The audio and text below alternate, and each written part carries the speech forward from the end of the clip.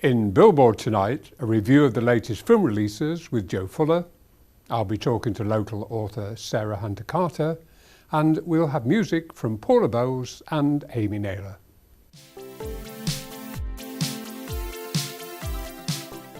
Good evening and welcome to Billboard with me, Ted Stanley, for a roundup of theatre, music, art and literature across the Humber region.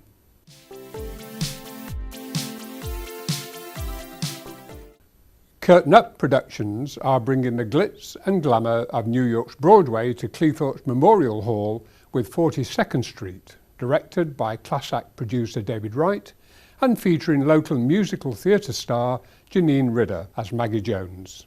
Tickets available from 01472 323 111. Pantos are appearing all over the place this season, and residents of Beverley can enjoy one in their local cinema, as duty manager Trevor Sturman explains. We've got a fully operational stage down in screen number 6. We did the pantomime in there last year, which we did Aladdin, which proved very popular for our first ever one, and we're welcoming back Dick Whittington for this year. Dick Whittington, so what sort of cast have we got lined up, and how long does it run for, and how much fun do you have? Well, we have a lot of fun. That's the main one that you want to know on. It's going to be starting on the 15th of December, running all the way through to New Year's Day. Performances throughout the day vary between 2 or 3 performances, just depends on which day you come. The main cast, obviously, is Dougie Brown, which is a big name to a lot of people, and he is going to be playing the Dame for this year.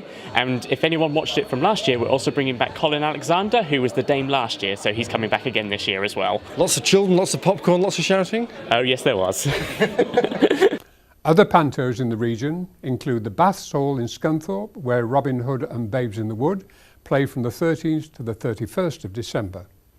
Darren Days stars in Peter Pan at Whole New Theatre until the 31st of December.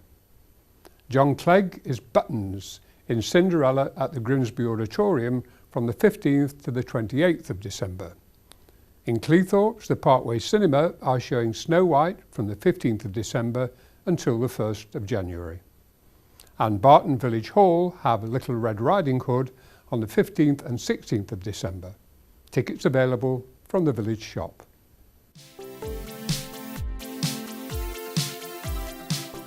Local author Sarah Hunter Carson joined me earlier to talk about her literary heroes and her latest book. So, Sarah, what's it about? Well, it's a book that arose out of work I was doing at the time. I was working at Grimsby Crown Court.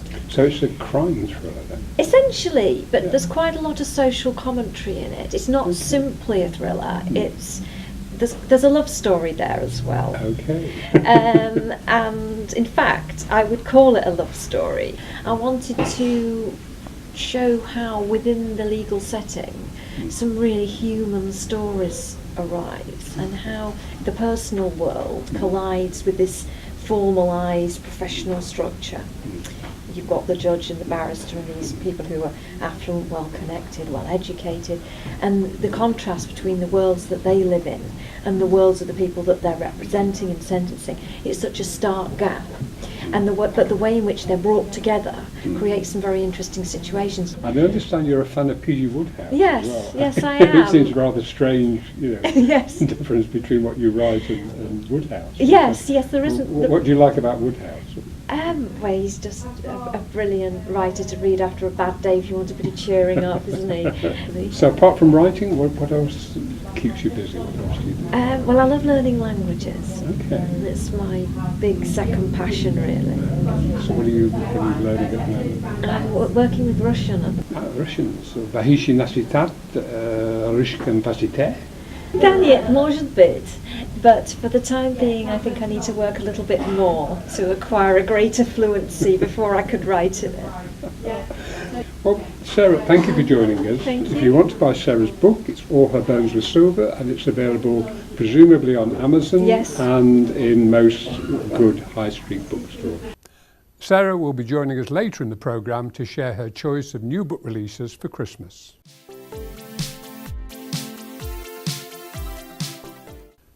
But now it's time for a review of the latest film releases chosen by Hammond House film correspondent Joe Fuller.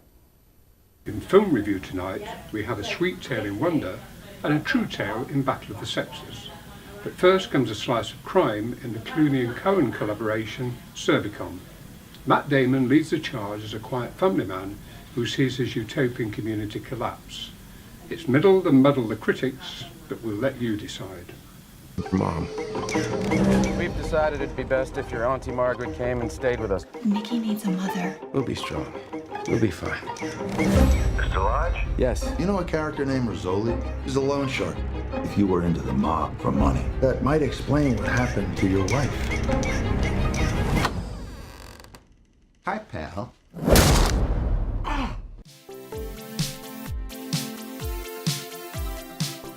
Wonder, based on the best-selling novel by R.J. Palacio, tells the uplifting story of August Pullman, a boy born with facial differences, facing the challenges of school. Alongside loving dad Owen Wilson and caring mum Julie Roberts, August's heartwarming and heartbreaking ordeal is likely to leave you in tears. God, please make them be nice to him. I know I'm not an ordinary 10-year-old kid. I've had 27 surgeries. They've helped me to breathe, to see, to hear without a hearing aid, but none of them have made me look ordinary. Battle of the Sexes stars the charismatic team of Steve Carell and Emma Stone as they fight it out on the tennis court. Based on the 1973 televised event between Billie Jean King and Bobby Riggs, this dramatic comedy should keep the laughs coming. Don't need to stop doing what they're doing. They just need to get better at it. Who's dealing? Please. Who's in? Hello? Eureka, Billy Jean! It's Bobby Riggs. I had a great idea. Male chauvinist pig versus hairy-legged feminist. You're still a feminist, right? I'm a tennis player who happens to be a woman. Don't hang up. By the way, I shave my legs.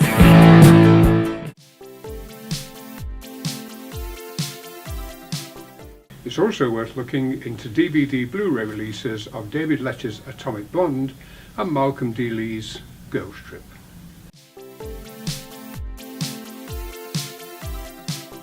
Among the wealth of talent in the Humber region, a young lady is making a name for herself in the classical world with an unusual choice of instrument.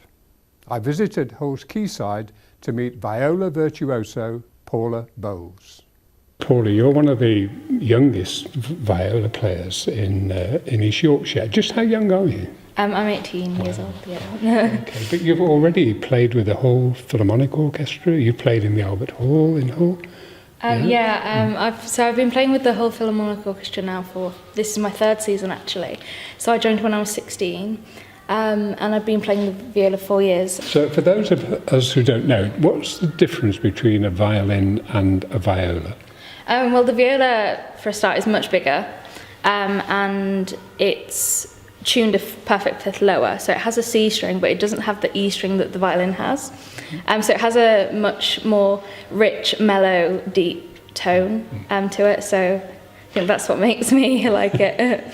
So I presume you could play pieces that have been written for a cello, maybe with a viola. Yeah, there are lots of cello pieces that have been transcribed for the viola to play.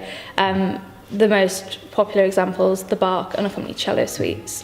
And I understand we're going to be hearing some Bach from you later in the programme. Yes, I'm going to be playing the first movement from the second cello suite. Who are your musical heroes? My main musical hero is Tabia Zimmermann. She's a German violist. She's a very special musician to me. I understand that you've been fortunate enough to get some sponsorship to help you develop your work and your art. And would some more sponsorship help you even more? Definitely. As a musician, obviously you can have dry patches where there aren't many concerts. Well, Paula, thanks very much for joining us, and I really look forward to hearing you play later in the show. Thank you very much. After the break, we found out more about an international literary festival being hosted in Grimsby, art on the High Street in Hull and Louth, and we meet a young man bringing back the age of swing. But now, the hugely talented Paula Bowles with the prelude to the first movement of Bach's second cello suite.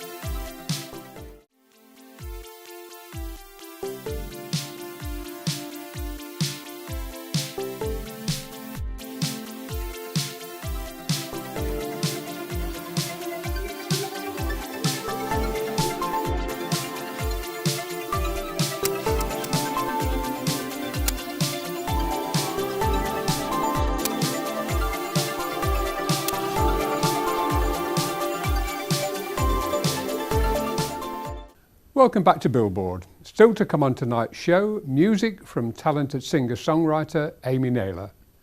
But first, we look at how art is coming to the High Street with the Battered and Birth exhibition at Hull's Quayside Shopping Centre. Tony Barker found out more from exhibition curator Leanne Kensett. 14th he's coming and performing by himself for the evening, so that's going to be very exciting. And then the following Thursday we've got Credo Arts, who are a drama group coming to do some performance, and there'll be carols as well in this space. And what about the reflections time on Sundays? That's different again, isn't it? It's totally different, and again has been a really special. Art is also being brought to the High Street in Louth as the new Damselfly Gallery feature their first exhibition with work by local artist Deborah Geddes. We've also always had a big interest in trying to support local artists, be it oil paintings, pastels, all different kind of medias. And we're always very interested when local artists come to us with something different, which Debbie's is very, very unique. It's a very different style. I immediately liked the style, the pictures and everything. I know she's had a lot of successful exhibitions before, and so we were really happy when we got hold of Debbie's artwork. And do you think this move towards bringing art to the High Street rather than in galleries is a good idea? I think at the moment we're having to diversify. The High Street is struggling a great deal, and we are very excited about actually finding something different that we can do with our wall space whilst also helping local artists. Also in Louth, the Riverhead Theatre features Goodnight Mr. Tom by new director Dan Wakefield until Saturday the 9th of December. Tickets are still available for the Saturday matinee performance.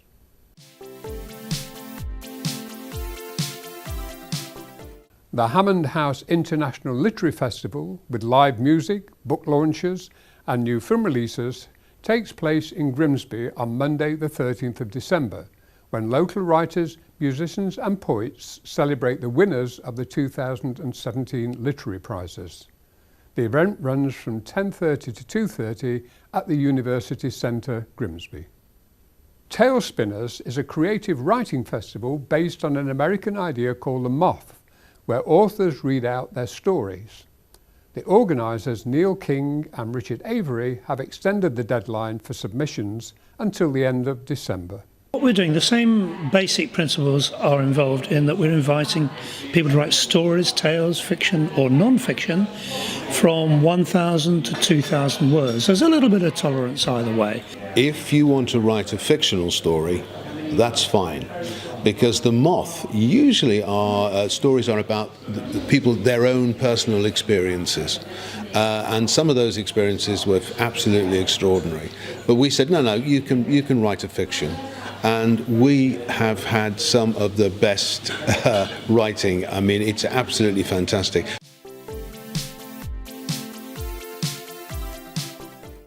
Now we're joined again by Sarah Hunter Carter with her choice of new book releases for Christmas. Now, here are some great books for Christmas.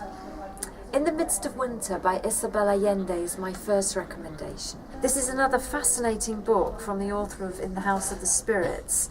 An unexpected and moving love story takes place during a snowstorm on the streets of Brooklyn between two people who believe they were well into the winter of their lives. A fascinating, gripping story that takes us deep into the heart of South America.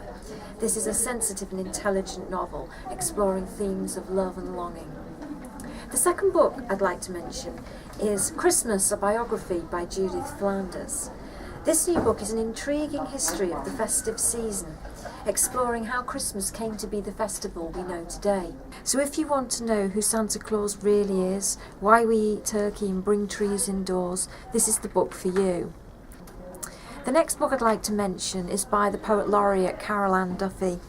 This is Pablo Picasso's Noel, and this is a lovely and imaginative Christmas book. Her new poem follows the famous painter as he moves through a small French town on Christmas Eve, drawing the people and the festive scenes that he sees.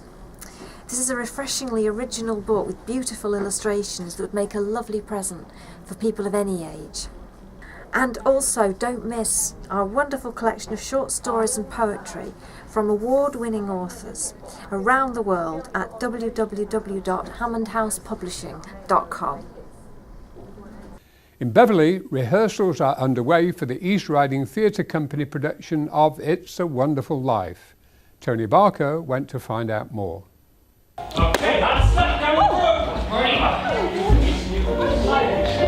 It's a really big opportunity for me, and also it's really important for East Riding Theatre as well. It's their 4th year, obviously, having done 3 kind of Charles Dickens adaptations for Christmas over the last 3 years. It's a nice change. I've done a few old kind of classics before, but never at Christmas. I've never done a Christmas one. I've always done like panto, so it's really nice to be here doing this at Christmas. It's a Wonderful Life opens on the 14th of December. Tickets are available from the box office on 01482 874 050.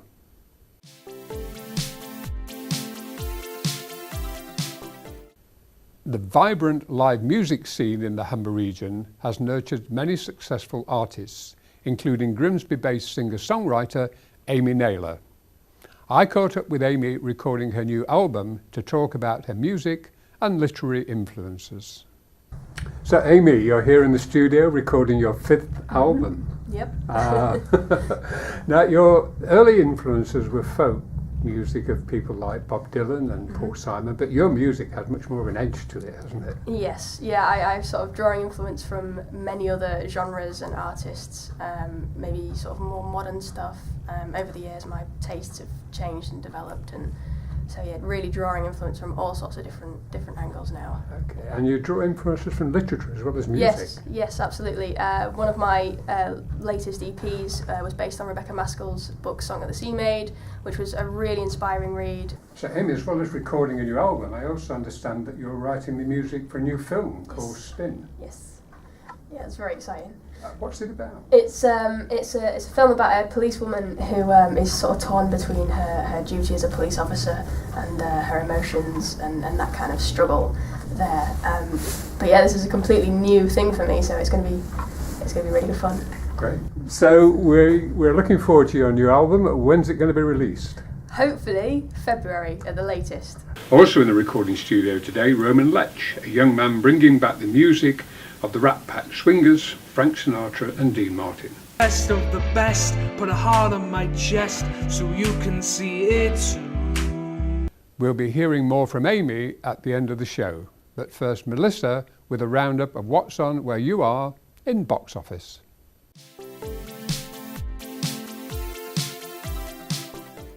Now, if you're not a panto person, here are some other events you can enjoy during the festive season. In Cleethorpes, a week of festivities starts on the 15th of December with a Christmas market in the Pier Gardens. Also on the 15th, the Orpheus Male Voice Choir entertain us at Grimsby Central Hall. In East Yorkshire, the Bad Apple Theatre Company are performing Elvis and the Carpenter at Preston on the 22nd of December and North Newbold on the 23rd. Chantel McGregor performs at the Ropery Hall, Barton on Friday the 15th of December. And the Laugh Out Loud Comedy Club entertain us at Hull City Hall on Friday the 22nd of December. The Rat Pack Swinging Christmas Show is at the Plowright Theatre in Scunthorpe on the Sunday the 7th of December, and at the Hull Truck Theatre you can enjoy a Christmas carol until the 6th of January.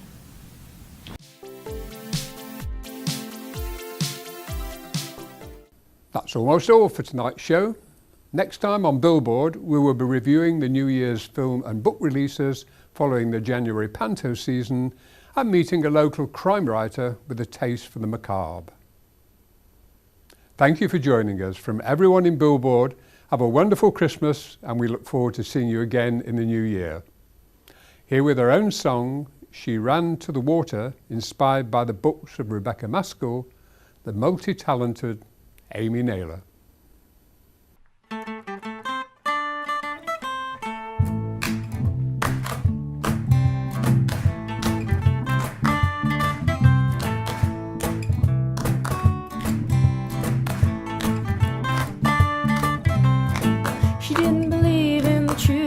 taught to the world that you were dreaming. So she tried to do what was best for her, that she was persecuted, and she knew the answer wasn't within these walls.